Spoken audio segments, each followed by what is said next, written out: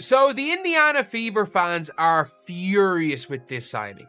Absolutely furious with the fact the Fever have signed someone who appears to be a Caitlin Clark hater in Brianna Turner. The Indiana Fever just set the WNBA world on fire, but not in a good way. When they signed Brianna Turner, the internet practically exploded. Fans are livid. Furious is an understatement. Why? Because Turner has a history of taking shots at Caitlin Clark and the Fever itself. And now, she's on their roster. Twitter is losing its mind, and Fever Nation is ready to erupt. So, what's the deal? Why would the front office ignore all this backlash and still go all in on Turner? Here's the real question. Can her defensive prowess shut down the critics? Or is this signing about to blow up in their faces? Like, a lot of the tweets and stuff do not look good. Do not look good from Bri Turner. But that wasn't the only time Brianna Turner's comments stirred the pot. The paparazzi incident? It takes the drama to a whole new level. When the Chicago Sky arrived in Indiana for a regular game, what should have been just another standard media interaction quickly escalated into a full-blown controversy. Reporters were waiting, doing their usual job, trying to get a few answers from the players about the game ahead. But after a few questions were directed toward Chindy Carter and Caitlin Clark, Turner immediately fired back, taking offense to the entire encounter. She didn't just roll with it. She hit Twitter and called the whole thing harassment. Not just a mild annoyance or inconvenience. No, she went as far as to label it full-on harassment. In her eyes, the reporters were crossing the line, invading players' personal space in a way that was unacceptable. The whole situation went from what was likely a routine moment for the media into something much bigger, thanks to Turner's response. And when her tweet hit, the backlash was swift. Turner's old posts are coming back to haunt her, and it's a full-blown Twitter disaster. Fans were left scratching their heads. Many couldn't understand what had happened. Witnesses who were at the scene said the interaction was completely normal. Reporters asked their questions, players responded or didn't, and the media did what they always do. It was business as usual. But Turner's take on the situation? Completely different.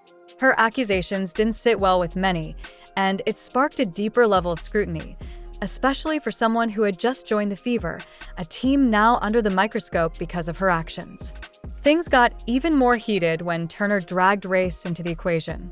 In another tweet, she claimed that she'd been subjected to racial slurs, saying she'd been called every kind of racial slur imaginable. This was a game changer. It wasn't just about media pressure anymore, it was about serious accusations that instantly shifted the conversation. The WNBA, fans, and even the media were watching closely, trying to figure out what was going on. While some understood Turner's frustration, others saw her response as an overreaction, one that made an already tense situation explode into something far more complicated. This wasn't just a bad look for Turner.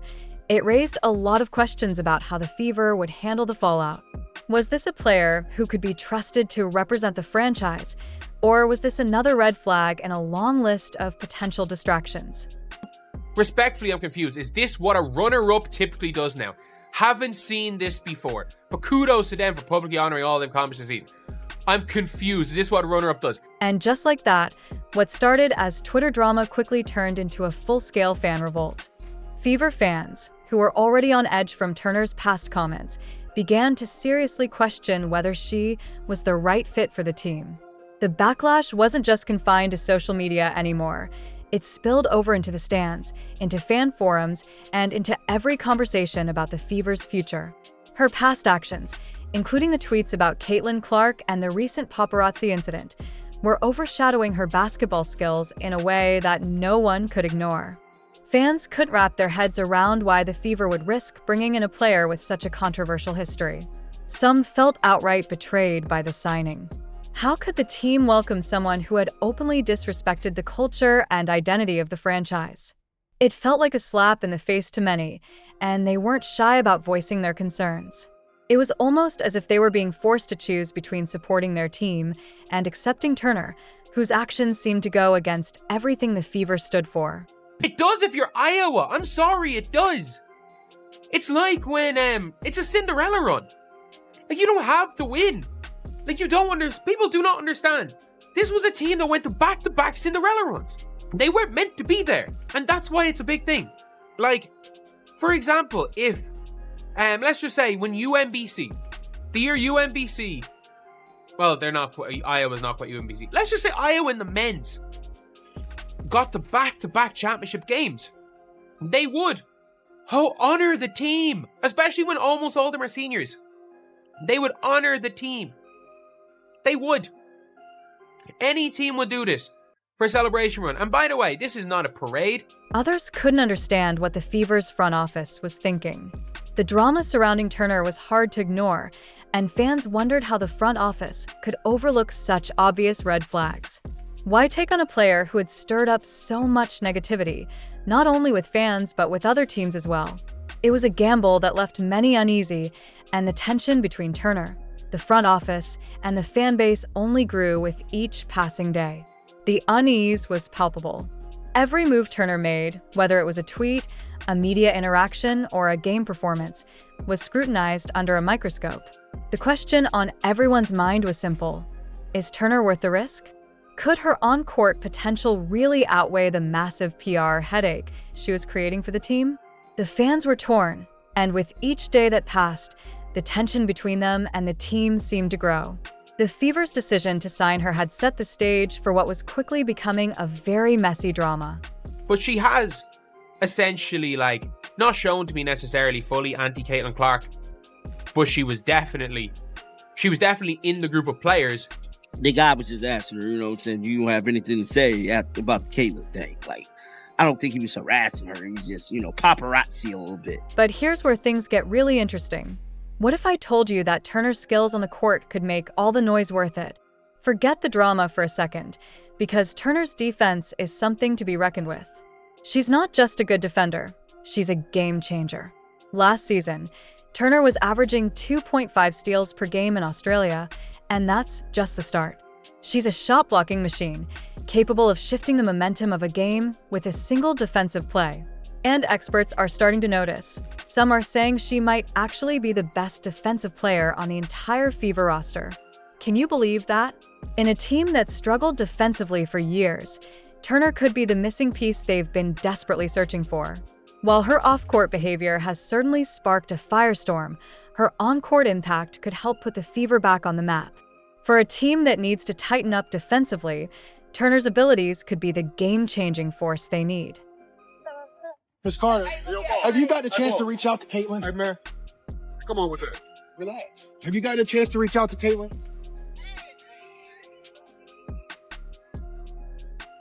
Trinity, have you gotten a chance?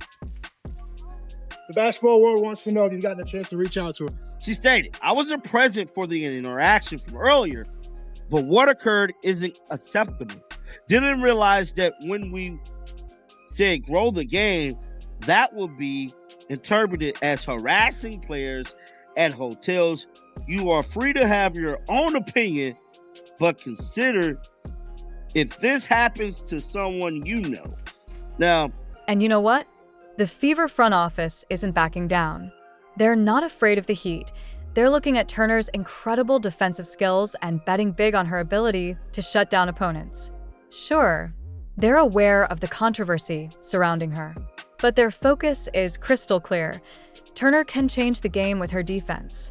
While others are questioning the decision, the Fever's front office is sticking to their guns. They know they're taking a risk, but with a team that's needed a defensive powerhouse for so long, they believe Turner is worth the gamble. They're willing to overlook her past and put their faith in what she can bring to the court. It's a risky move, but sometimes the biggest risks yield the biggest rewards. The Fever seem to think she's exactly what they need to move forward. but let's go down here. It stated, yes, we thankfully travel with security, but the Offset Airlines recently has circle environment for our safety. I've been calling every racial slur imaginable lately, and my teammates have it worse than me. Then she goes on to say, no, I will not accept racism as part of the game. I feel you on that. No, I'm not sensitive. And no, I wasn't simply ignorant takes I've seen. The majority of you commenting could care less about the success of the WNBA. But at the same time, I'll give her the benefit of the doubt because some of these WNBA players have probably never had paparazzi around them in their entire lives. So they might think one person kind of getting in someone's face, asking them a question on the street in a public place is harassment. And do I think, like, on a personal level, the people doing paparazzi stuff is right and good? No, but like there's a line. If we're calling that harassment, everything harassment. Now, let's talk about the stakes here. This is a huge gamble for the Fever. On one hand, they could gain a defensive powerhouse, someone who could completely shift the course of their season. But on the other hand, they could face a PR disaster with every tweet Turner sends out. It's like the front office is saying, "We get it, it's messy, but she's what we need." The risk is undeniable. The Fever's entire season could hinge on whether Turner's defense is enough to silence the noise. And there's no easy way around it. This is a bold move, no doubt. But is it a good move? Will it pay off in the end? You're saying stuff on his internet.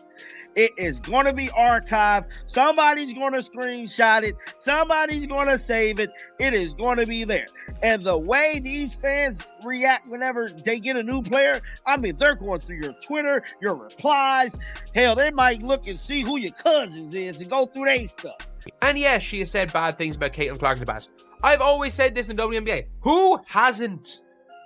For WNBA players, honestly, who has not said bad? What WNBA player has not said a bad thing about Caitlin Clark or Fever fans in the past? And I mean that. Who hasn't? You've got to look at it that way. There are so many WNBA players, and so many of them have said crap about Caitlin Clark and the Fever. I really don't care. She's there playing for the Adelaide Lightning, and like, if you look at how she plays, she is an athletic big. Like, she is an athletic big who blocks a ton of shots. The team, they went on to say, oh, she was one of the liars. Yes, this might be a problem. I can overlook LOL, but this is a problem. Like, you're not getting an all defensive level player in their 20s for the near minimum. You're just not. You're not. So she's exactly what the team needs. Exactly what the team needs for cheap. And she will be playing from game one. An athletic big, she averages 2.5 steals per game and 3 blocks per game in Australia, which is a decent-ish level for overseas ball.